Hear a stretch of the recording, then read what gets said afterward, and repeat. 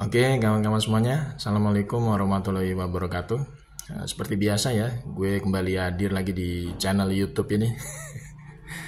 Ya, ingin sedikit masih meneruskan ya pembahasan terkait dengan dugaan ijazah aspal dari Mukidi yang memang ini masuk ke mungkin bisa jadi masuk ke tahap selanjutnya ya di Polda Metro ya, karena gue baca beritanya ini dari pihak Polda Metro itu nanti akan menggunakan hasil dari lab uji forensik pihak Baris Krim Polri ya untuk meneruskan laporan dari Mukidi ini terkait dengan dugaan fitnah gitu ya. Karena Bang Rismo dan kawan-kawan sudah menuduh dia ijazahnya aspal. Nah, ini yang jadi permasalahan di sini kan sebenarnya ya. Kalau misalkan nanti pihak Polda Metro itu menaikkan statusnya dari penyelidikan menjadi penyidikan ya. Ini kan pasti ada tersangka gitu ya. Nantinya gitu ya kalau pihak Polda Metro itu menaikkan status menjadi penyidikan ya. Nah, yang jadi problem di sini kan Bang Rismo dan kawan-kawan itu ya, itu dikenakan pasal 32 dan 35 yang menurut gue itu memang sangat krusial. Karena pasal 32, pasal 35 itu ya, itu penjaranya itu di atas 5 tahun ya. Dan itu bisa menjadi semacam apa ya, mungkin ranahnya objektif ya untuk ditahan gitu ya. Yang jadi tersangka nanti bisa jadi penahanan gitu. Dan menurut gue ini nggak fair ya. Nggak fair kenapa? Nggak fair nanti Bang Rismo dan kawan-kawan kalau misalkan pasal 32, pasal 35 itu masih tetap dipaksakan dikenakan untuk mereka ya setelah mereka sudah dijadikan tersangka karena sudah masuk ke tahap penyidikan, nanti Bang Rismo dan kawan-kawan itu nggak bisa menyiapkan bukti data yang ibaratnya mereka jadikan sebagai senjata ya untuk membongkar keaspalan ijazahnya Mukidi termasuk seluruh riwayat pendidikan akademiknya. Karena bagaimana mungkin ya seseorang itu bisa menyiapkan berbagai macam amunisi senjata ya, ibaratnya untuk membongkar ya kasus ya, itu kalau misalkan sudah ditahan oleh pihak penyidik gitu loh. Dan itu kan bisa jadi nanti kasusnya seperti Bambang Tin dan Gus Nur gitu kan. Bambang Tin dan Gus Nur itu kalau nggak salah dikenakan Undang-Undang Nomor 1 tahun 1946. Jadi Bambang Tin dan Gus Nur itu langsung ditahan, begitu dijadikan tersangka langsung ditahan gitu loh. Karena hukuman penjaranya itu kalau nggak salah di atas 5 tahun dan itu memang udah jadi ranah objektif dari pihak penyidik nantinya. Kalau misalkan di atas 5 tahun penjaranya ya pasti langsung ditahan gitu kan. Dan kita sama-sama tahu ujungnya begitu. Waktu Bambang dan Gus Nur itu ditahan ya, atau langsung vonis ya, atau langsung vonis dari pihak hakim gitu kan. Padahal ijazah aslinya tuh nggak pernah muncul di persidangan. Waktu itu kan di Pengadilan Negeri Surakarta, Bambang dan Gus Nur itu kan dihukum. Kalau nggak salah vonisnya itu 6 tahun dari hakimnya gitu ya. Itu tidak ada ijazah aslinya, tidak muncul sama sekali di persidangan. Tapi Bambang itu dari awal, Bambang dan Gus Nur dari awal itu sudah ditahan oleh pihak penyidik karena menggunakan Undang-Undang Nomor 1 tahun 1946 yang penjaranya itu memang di atas 5 tahun gitu loh.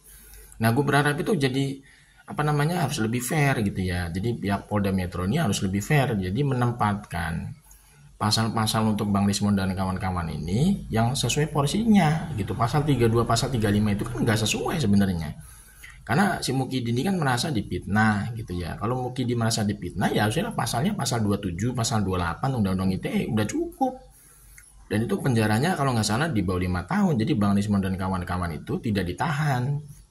Walaupun misalkan nanti ditetapkan menjadi tersangka karena sudah masuk ke tingkat penyidikan gitu loh. Jadi nanti bisa lebih fair pertarungannya di pengadilan. Bang Rismon dan kawan-kawan itu mungkin ditetapkan menjadi tersangka. Tapi tidak ditahan karena pasal 32, pasal 35-nya itu dianulir lah gitu loh oleh pihak penyidik karena memang tidak sesuai dengan yang namanya kasusnya. kalau misalkan Mukidi memang merasa dipitnah ya harusnya pasal 27, pasal 28 cukup. Jadi tidak ada pasal 32, pasal 35 gitu loh. Jadi nanti misalkan Bang Rismon dan kawan-kawan istilahnya tidak ditahan ya, walaupun posisinya sudah jadi tersangka, itu nanti bisa bertarung secara fair dan adil di pengadilan gitu kan. Karena Bang Rismon dan kawan-kawan itu sudah menyiapkan semua ya amunisi ya untuk membongkar keaspalan ijazahnya Mukidi maupun segala macam riwayat akademiknya Mukidi yang memang diduga sangat abal-abal. Itu kan ya, tidak ada KRS, tidak ada KHS, kemudian laporan dari KKN dan magangnya Mukidi pun secara bukti dokumentasi otentik nggak ada gitu kan ya, nggak pernah ditunjukkan oleh pihak UGM ya kan. Kemudian penerimaan awal mahasiswa baru ya dari pihak Fakultas Kehutanan UGM itu nggak pernah dirilis ya, nggak pernah dirilis oleh pihak UGM. Bukti otentik dokumentasi kertasnya mana yang menunjukkan pengumuman mahasiswa baru bahwa Mukidi itu diterima di Fakultas Kehutanan UGM tahun 1980. Itu nggak pernah ditunjukkan oleh pihak UGM.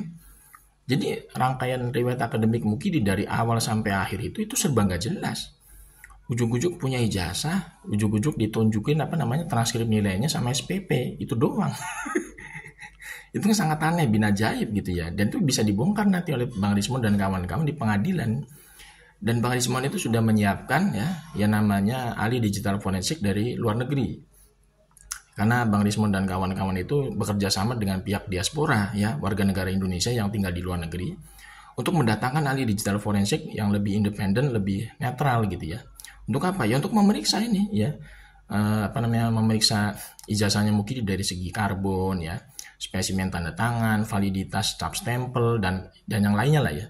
Dan yang memang diduga hurufnya itu adalah huruf dari Times New Roman ya, yang merupakan font digital, bukan dari mesin ketik. Dan menurut gue itu lebih fair kalau misalkan itu memang terjadi gitu ya, Bang Rismond dan kawan-kawan itu tetap jadi tersangka misalkan, tapi tidak ditahan gitu kan ya, tetap bisa membongkar keaspalan ijazahnya Mukidi dengan bukti-bukti data yang otentik di pengadilan. Dengan syarat pasal 32, pasal 35 itu, ya itu harus dianulir, dihapus. Jadi pihak penyidik di Polda Metro itu harus lebih fair, lebih adil gitu loh, ketika menempatkan pasal-pasal sesuai porsi kasusnya gitu ya. Kalau Mukidi itu memang merasa dipitnah, ya itu harusnya pasalnya 27, pasal 28, undang-undang itu ya cukup ya. Jadi tidak ada pasal 32, pasal 35 itu dipaksakan gitu loh. Dan kita tidak mau melihat ya kasus seperti Bambang Tri dan Gus Nur itu terulang kembali. Di mana yang bersangkutan itu ya istilahnya tidak diberikan hak untuk membela diri ya. Tiba-tiba langsung ditahan begitu saja karena menggunakan Undang-Undang Nomor 1 Tahun 1946. Dan di situ penjaranya memang di atas 5 tahun, makanya langsung ditahan gitu oleh pihak penyidik. Dan gue nggak mau ngelihat kayak begitu lagi, jujur aja, karena tidak mungkin seseorang itu bisa langsung ditahan ya tanpa dia vonis dari hakim di pengadilan. Jadi makanya nggak boleh ada sebenarnya kedoliman seperti itu lagi di kasus ijazah aspalnya Mukidi. Jadi penahanan itu murni harusnya dari vonis hakim di pengadilan, bukan dari subjektivitas dari penyidik gitu loh. Ini menurut gua jadi presiden buruk kalau misalkan nanti Bang Rismond dan kawan-kawan itu nanti seperti Bambang Tri dan Gus Nur ya. Jadi begitu jadi tersangka langsung ditahan ya kan, karena di situ udah pasal 32 dan pasal 35 yang belum dianulir gitu loh oleh pihak penyidik. Padahal pasal 32, pasal 35 itu kan berkaitan dengan yang namanya merubah-rubah sebuah data. Padahal Bang Rismond dan kawan-kawan itu nggak pernah yang namanya merubah-rubah atau mengotak-atik sebuah data. Itu kan nggak ada. Bang Rismond dan kawan-kawan itu kan menganalisa terkait sebuah file digital ya, atau gambar atau JPEG gitu ya, JPEG yang istilahnya beredar di media sosial. Jadi Bang Rismond itu tidak yang namanya merubah atau mengotak-atik gitu loh. Jadi pasal 32, pasal 35 itu tidak relevan kalau dikenakan kepada beliau dan kawan-kawan itu gitu loh.